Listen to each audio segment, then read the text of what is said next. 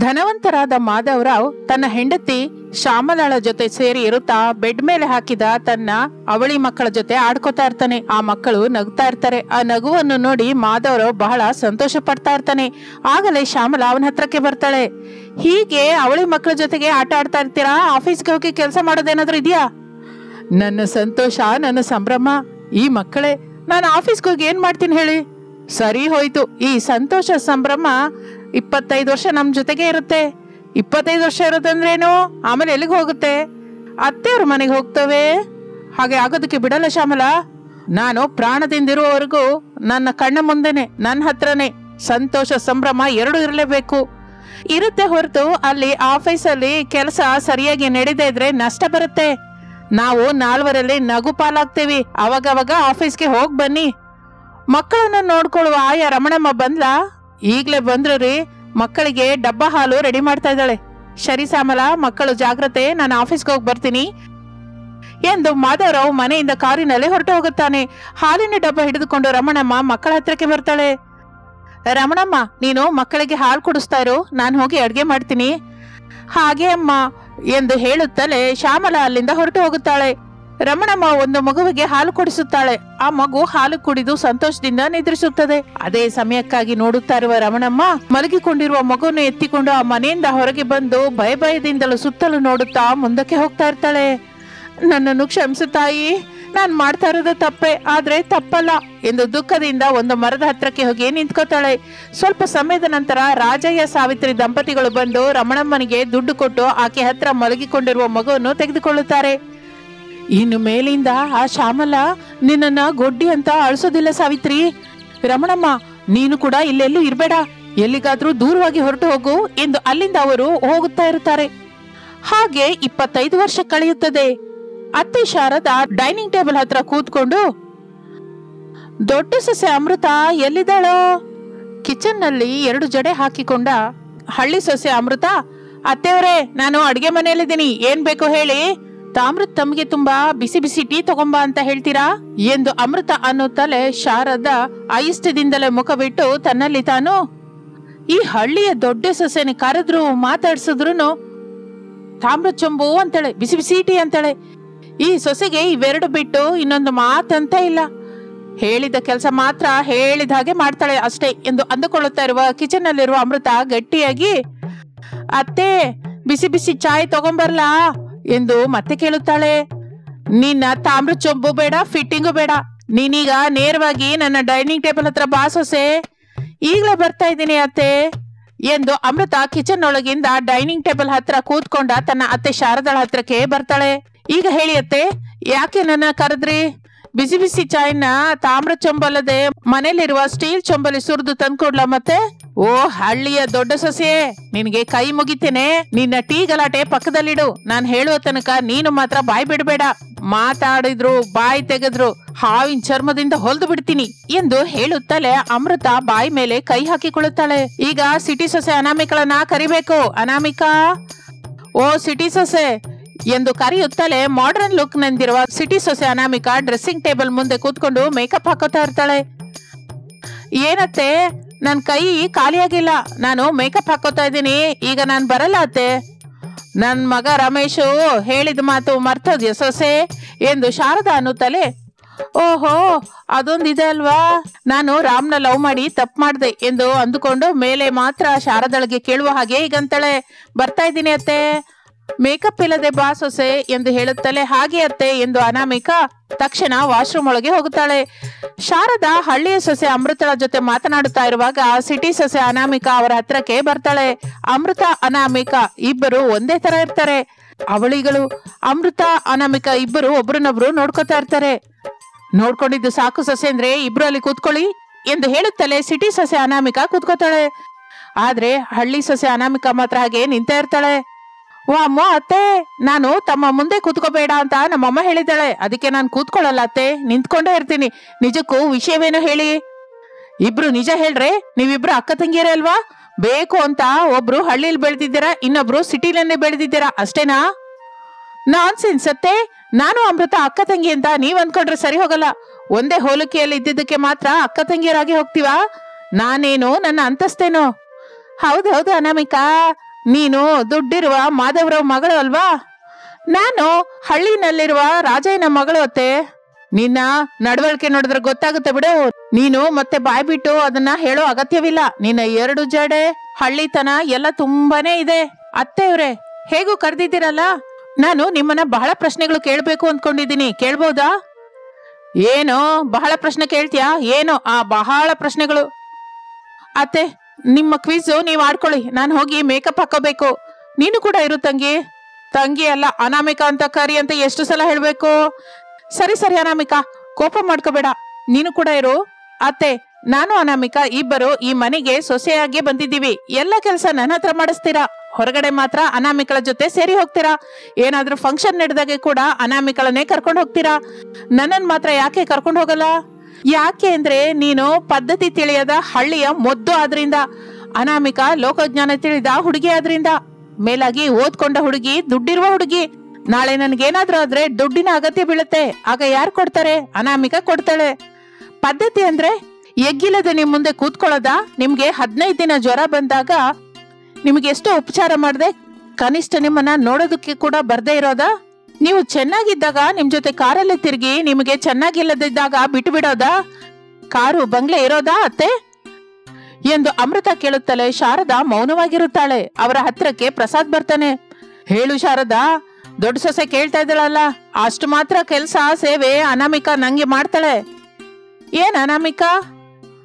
ಮಾಡ್ತೀನಿ ಅತ್ತೆ, ನಿಮ್ಗಾಗಿ ಎಲ್ಲ ಮಾಡ್ತೀನಿ. ಅವರು ಮಾಡು ಅಂತ ಹೇಳಿದಾರಲ್ಲ. ಅಂದ್ರೆ ತಮಾಷೆಯಾಗಿ ಒಂದು ಆಟ ಆಡೋಣ ಶಾರದಾ. ಆಟನ? ಏನಾಟ? ಒಂದು 10 ದಿನ ಅನಾಮಿಕಾ ಅಮೃತ ಹಾಗೆ ಎಲ್ಲ ಕೆಲಸ ಮಾಡ್ಬೇಕು. ಅಮೃತ ಅನಾಮಿಕಳ ಹಾಗೆ ಮೇಕಪ್ ಹಾಕೋತಾ ರಿಚ್ ಆಗಿರ್ತಾಳೆ.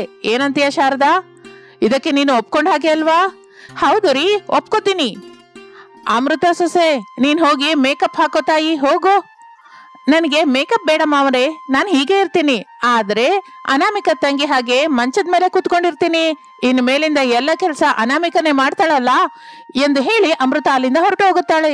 ಇನ್ನು ಆಗಿನಿಂದ ಸಿಟಿ ಸೊಸೆ ಅನಾಮಿಕಳ ಹತ್ತಿರ ಶಾರದಾ ಮನೆ ಕೆಲಸ, ಅಡ್ಗೆ ಕೆಲಸ ಎಲ್ಲ ಕೆಲಸ ಮಾಡಿಸ್ತಾ ಇರ್ತಾಳೆ. ಅನಾಮಿಕಾ ಇಷ್ಟದಿಂದಲೇ ಕೆಲಸವೆಲ್ಲ ಮಾಡ್ತಾ ಇರ್ತಾಳೆ. ಚಿಚಿ, ಇದನ್ನೆಲ್ಲ ಕೆಲಸ ಅಂತಾರ? ಚಾಕ್ರಿ ಅಂತಾರೆ. ದುಡ್ಡಿನಲ್ಲಿ ಹುಟ್ಟಿ ಸಿಟಿಯಲ್ಲಿ ಬೆಳ್ಕೊಂಡು ಹೀಗೆ ಚಾಕ್ರಿ ಮಾಡ್ತಾ ಇರೋದಕ್ಕೆ ಕಾರಣ ತನ್ನ ಒಳ್ಳೆ ಮನಸ್ಸಿನಿಂದ ನನ್ನನ್ನು ಆಕರ್ಷಿಸಿದ ನನ್ನ ಗಂಡ ರಾಮ್, ಅದೇ ರೀ ರಮೇಶ್. ಅವನು ಇಟ್ಟ ಕಂಡೀಷನ್ಸ್ಗೆ ನಾನು ಒಪ್ಕೊಂಡು ಮದುವೆ ಮಾಡ್ಕೊಂಡಿದ್ದೀನಿ, ಅದಕ್ಕೆ ಈ ಕೆಲಸ ಮಾಡ್ತಾ ಇದ್ದೀನಿ ಎಂದು ದುಃಖ ಪಡುತ್ತಾ ಇರುತ್ತಾಳೆ. ಹಾಗೆ ದಿನಗಳು ಕಳೆಯುತ್ತಾ ಇರುತ್ತದೆ. ಸಿಟಿ ಸೊಸೆ ಅನಾಮಿಕಾ ಎಲ್ಲ ಕೆಲಸಗಳು ಮಾಡಲಾರದೆ ಹೋಗ್ತಾಳೆ. ಹಾಗೆ ಹಳ್ಳಿಯ ಅಮೃತ ಯಾವ ಕೆಲಸವೂ ಮಾಡದೆ ಖಾಲಿಯಾಗಿ ಮನೆಯಲ್ಲಿ ಇರಲಾರದೆ ಹೋಗ್ತಾಳೆ. ಒಂದು ದಿನ ಅನಾಮಿಕಾ ಮಾಡಿದ ಅಡಿಗೆ ತಿನ್ನಲಾರದೆ ಎಲ್ಲವನ್ನೂ ನೆಲದ ಮೇಲೆ ವಾಂತಿ ಮಾಡ್ಕೋತಾಳೆ ಶಾರದಾ. ಅನಾಮಿಕಾ ಬೇಸರಿಕೆಯಿಂದ ಮುಖವಿಟ್ಟು, ಚಿಚಿ, ಇದೆಲ್ಲ ನಾನು ಕ್ಲೀನ್ ಮಾಡಲ್ಲ, ಹೊರಗೆ ನಾನ್ ಮಾಡ್ತೀನಿ ಅನಾಮಿಕಾ, ನೀನು ಯೋಚನೆ ಮಾಡ್ಬೇಡ ಎಂದು ಅಮೃತಳ ಎಲ್ಲವನ್ನು ಕ್ಲೀನ್ ಮಾಡುತ್ತಾಳೆ. ಅನಾಮಿಕಾ ಮಾತ್ರ ಅಸಹನೆಯಿಂದ ಮುಖವಿಟ್ಟುಕೊಂಡು ಹಾಗೆ ನಿಂತ್ಕೊಂಡೇ ಇರ್ತಾಳೆ.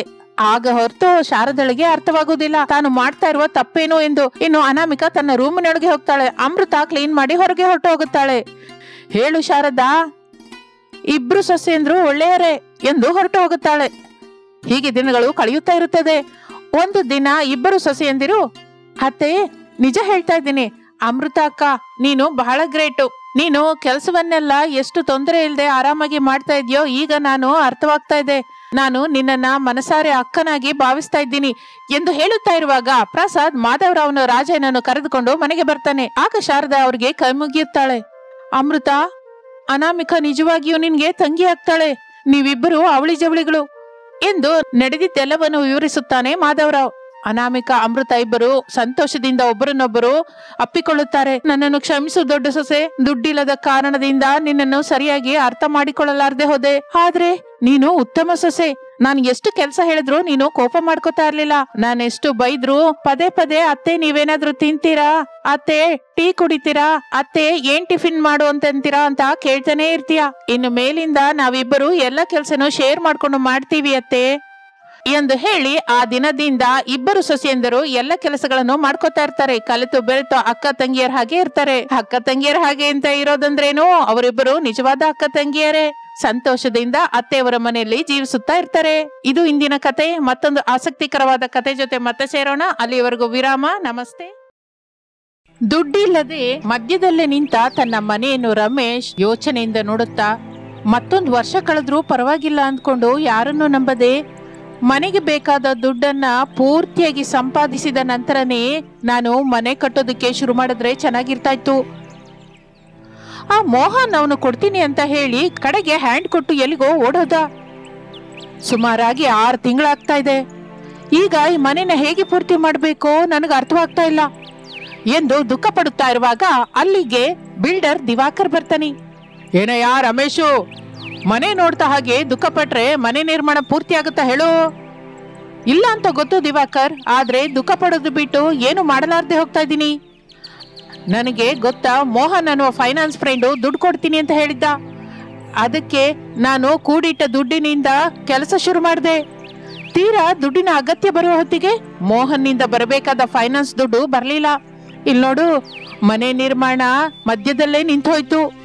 ಮಧ್ಯದಲ್ಲೇ ನಿಂತು ಹೋದ ನಿನ್ ಮನೆ ಕೆಲಸನ ನಾನು ಪೂರ್ತಿ ಮಾಡ್ತೀನಿ. ಇದುವರೆಗೂ ಎಷ್ಟು ಖರ್ಚಾಗಿದೆಯೋ ಅದು ಕೂಡ ಹೇಳು ರಮೇಶ್. ಎಲ್ಲ ಸೇರಿ ಸಿಂಗಲ್ ಪೇಮೆಂಟ್, ಎಲ್ಲ ಕ್ಯಾಶ್ ಕೊಡ್ತೀನಿ. ಏನಂತೀಯಾ?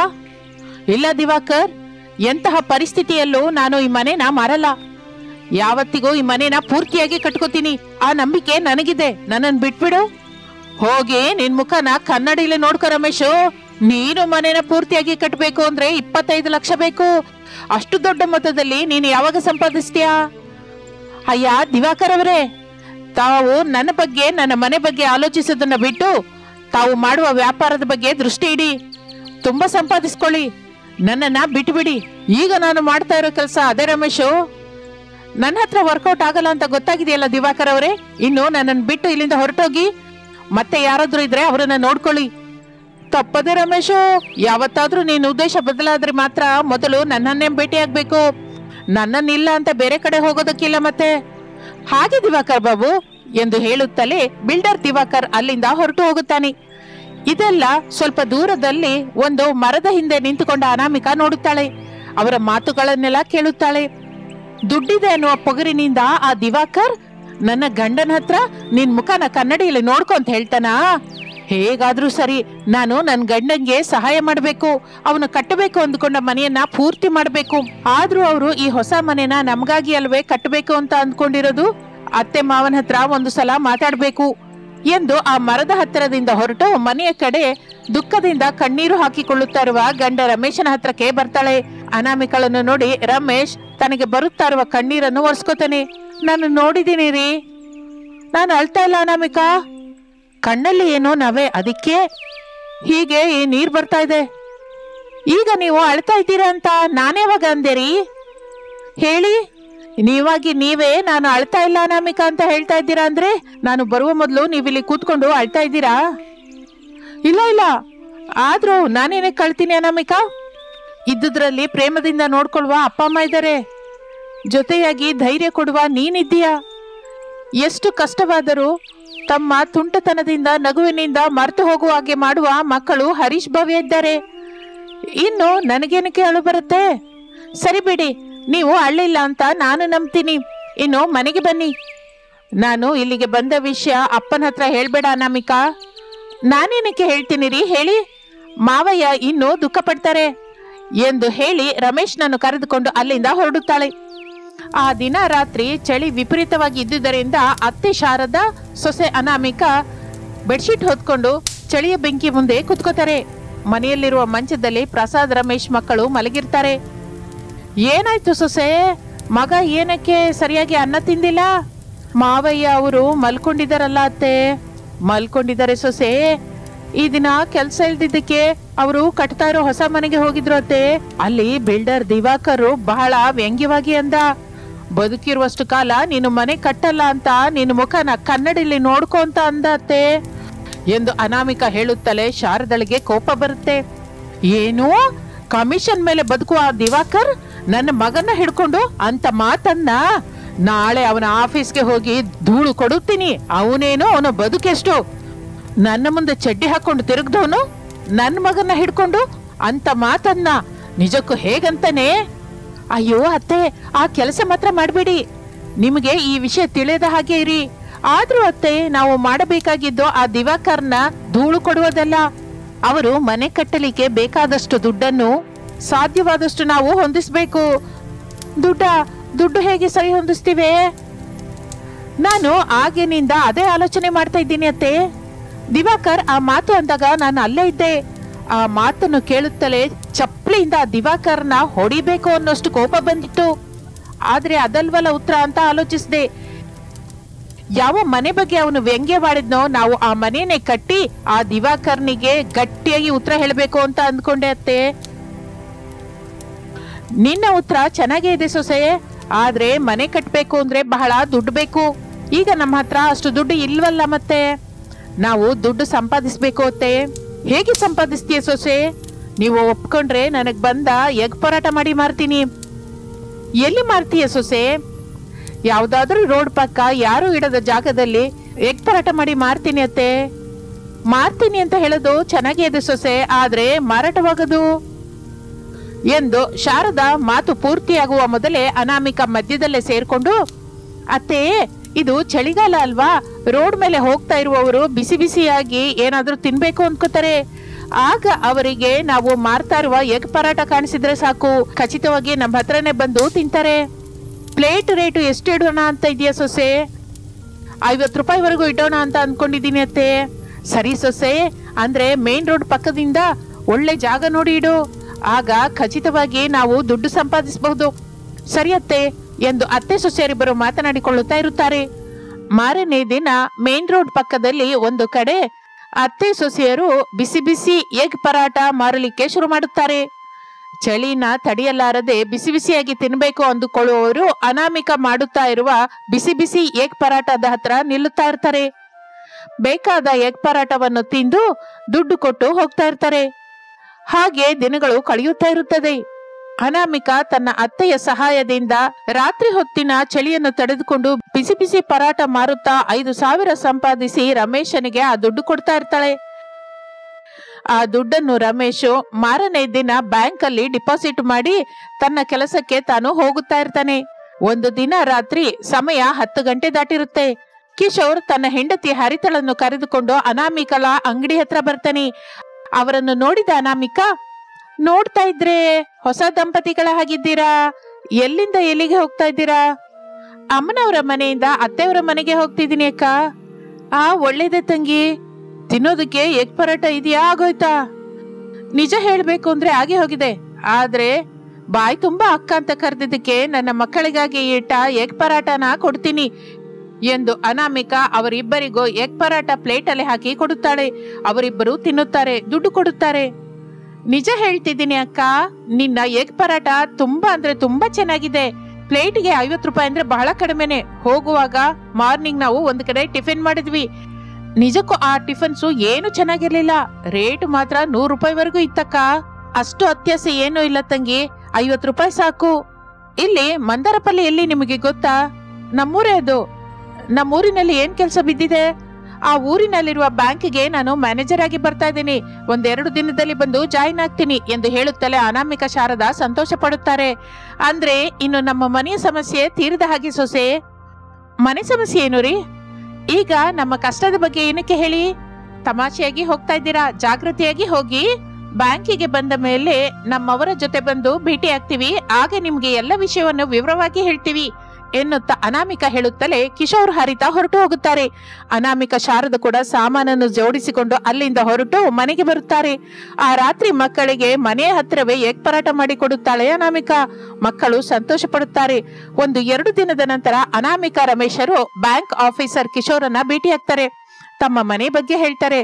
ತಪ್ಪದೇ ಲೋನ್ ಕೊಡ್ತೀನಿ, ನಿಮಗಲ್ಲದೆ ಇನ್ಯಾರಿಗೆ ಕೊಡ್ತೀನಿ ಹೇಳಿ ಎಂದು ಹೇಳುತ್ತಲೇ ಅನಾಮಿಕಾ ದಂಪತಿಗಳು ಸಂತೋಷ ಪಡುತ್ತಾರೆ. ಕಿಶೋರ್ ಅವರಿಗೆ ಲೋನ್ ದುಡ್ಡು ಕೊಡುತ್ತಾನೆ. ಕೊಟ್ಟ ಮಾತಿನ ಪ್ರಕಾರವಾಗಿ ನಾನು ನಿಮಗೆ ದುಡ್ಡು ಕರೆಕ್ಟ್ ಆಗಿ ಕಟ್ತೀನಿ, ನೀವು ಕಟ್ತೀರಾ, ನನಗೆ ನಂಬಿಕೆ ಇದೆ ರೀ. ಹರಿತಾ ನಿಮ್ಮನ್ನ ಯಾವತ್ತೂ ಕೇಳ್ತಾ ಇರ್ತಾಳೆ, ನಾನು ಕೂಡ ಕೇಳ್ದೆ ಅಂತ ಹೇಳಿ. ಒಂದು ದಿನ ಊಟಕ್ಕೆ ನಮ್ಮ ಮನೆಗೆ ಬನ್ನಿ, ತಪ್ಪದೆ, ಇನ್ನು ಮೇಲಿಂದ ನಾವು ನೆಂಟ್ರು ಎಂದು ಹೇಳುತ್ತಲೇ ಅನಾಮಿಕಾ ಅವರು ಸಂತೋಷ ಪಡುತ್ತಾ ಅಲ್ಲಿಂದ ಹೊರಟು ಹೋಗುತ್ತಾರೆ. ಮಾರನೇ ದಿನ ಅನಾಮಿಕಾ ಅವರು ಮನೆಯ ಕೆಲಸ ಶುರು ಮಾಡುತ್ತಾರೆ. ಹಗಲೆಲ್ಲ ಅತ್ತೆ ಸೊಸೆಯರಿಬ್ಬರು ಮನೆ ಕೆಲಸ ಮಾಡ್ತಾ ಇರ್ತಾರೆ. ರಾತ್ರಿ ಆಗುತ್ತಲೇ ರೋಡ್ ಪಕ್ಕದಲ್ಲಿ ಎಗ್ ಪರಾಟ ಇಟ್ಟು ಮಾರ್ತಾ ಇರ್ತಾರೆ. ಹಾಗೆ ಬಂದ ದುಡ್ಡು ತೆಗೆದುಕೊಂಡು ಬಂದು ರಮೇಶ್ಗೆ ಕೊಡ್ತಾ ಇರ್ತಾರೆ. ರಮೇಶ್ ಅದನ್ನು ತೆಗೆದುಕೊಂಡು ಹೋಗಿ ಬ್ಯಾಂಕ್ ಅಲ್ಲಿ ಜಮಾ ಮಾಡ್ತಾ ಇರ್ತಾನೆ. ಸ್ವಲ್ಪ ದಿನಕ್ಕೆ ರಮೇಶ್ ಹೊಸ ಮನೆಯನ್ನ ಕಟ್ಟಿಕೊಳ್ಳುತ್ತಾನೆ. ಗೃಹ ಪ್ರವೇಶದ ದಿನ ಕಿಶೋರ್ ಹಾರಿತಾ ಅವರು ಕೂಡ ಬರುತ್ತಾರೆ. ಅನಾಮಿಕಾ ಎಲ್ಲರಿಗೂ ಎಗ್ ಪರಾಟ ಮಾಡಿ ಕೊಡುತ್ತಾಳೆ. ರಮೇಶ್ ಕುಟುಂಬ ಹೊಸ ಮನೆಯಲ್ಲಿ ಸಂತೋಷದಿಂದ ಇರುತ್ತಾರೆ.